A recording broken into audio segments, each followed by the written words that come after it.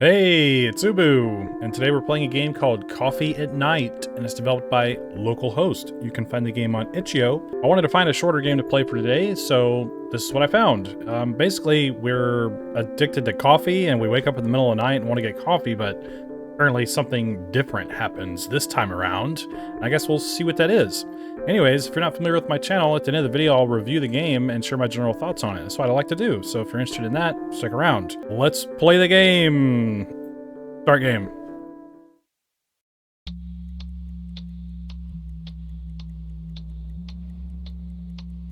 Very bright. Must have coffee.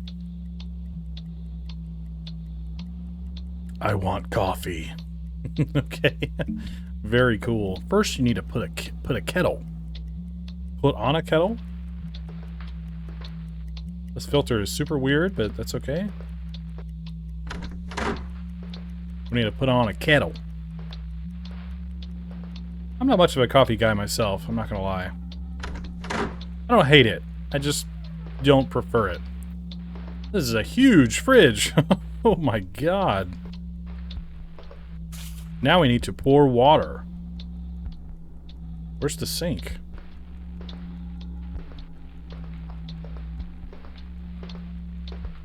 First, I need to pour water into the kettle. Okay, well, I don't know where your sink is in this weird house. Did I miss it? Is this the water? Okay, we can sprint. That's pretty cool. What's in here? Nothing. I must be blind. Okay, let's check over here. Oh, we have to use sink water? I don't recommend doing that. I could be wrong about this, but depending on where you live, I know in the US, you're not supposed to use sink water really for anything but brushing your teeth, because I think it's different water than in your kitchen sink. I could have made that up. I don't know. Now I need a mug. There's a mug in my room. We have a lot of fluoride in our water. It's supposed to be good for your teeth, but... anyways. I like the little smoke effect there. What kind of sound?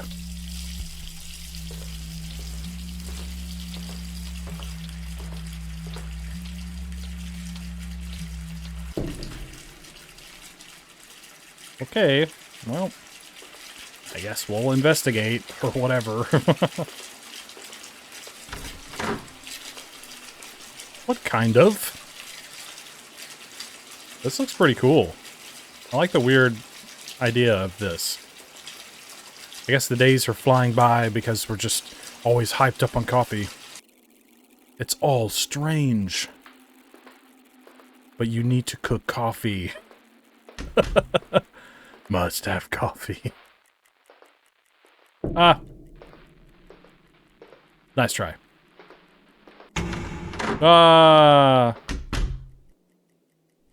I have a friend of mine who said, she said she's proud of me for being more scared in my videos lately, but don't worry about that. Now I'm going to be extra serious in all my videos. I'm never going to get scared again. I'm just kidding. She's cool. I appreciate her. It remains to wait for the Hello? Who's there?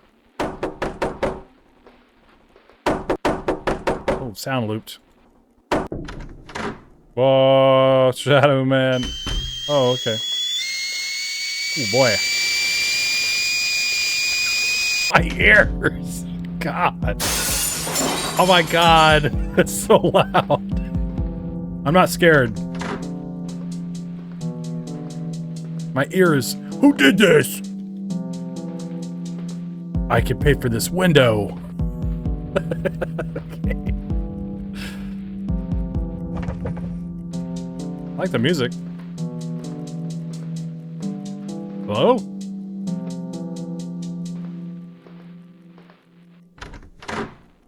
Who's there?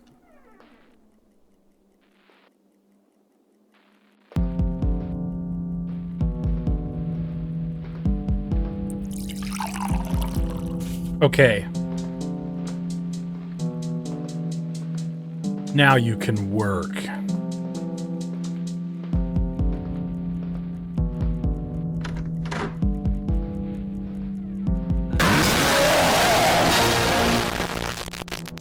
That was pretty loud. Almost got me. I'm not scared. Ending 1. Obedient dog. Pardon?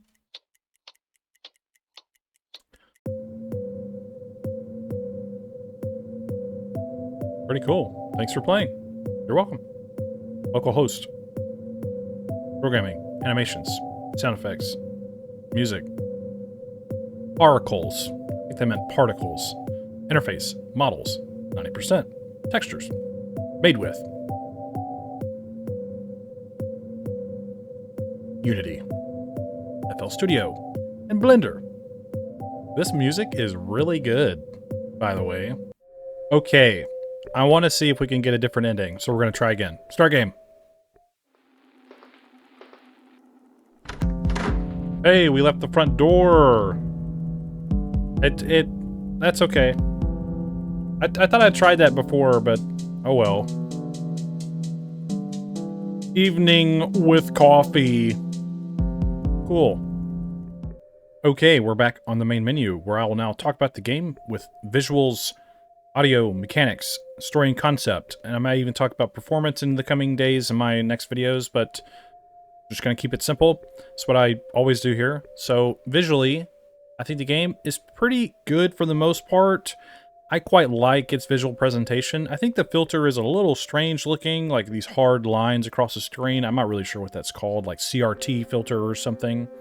But other than that, the game visually is totally fine. The monsters are just, whatever it is just like this shadow being, which I think is rather simplistic, but I think effective in terms of just its overall visual appearance.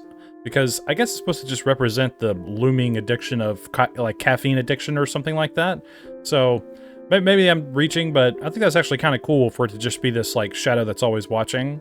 So pretty cool stuff there. Level design is pretty decent as well visually. I quite like just the simplistic house and the, you know, a couple of rooms here and there. You know, all the doors and all that. And everything looked fine. I think it was totally fine. So visuals are pretty good. In terms of audio, I think audio is actually really strong in this game. This main menu music is really excellent. Kind of upbeat in a weird way, but at the same time, a little ominous and a little strange. I think it does a good job of setting the tone, and I think it's really important for music, if it's used on the main menu, for it to just sort of set the tone of what you're going to experience in some manner of speaking.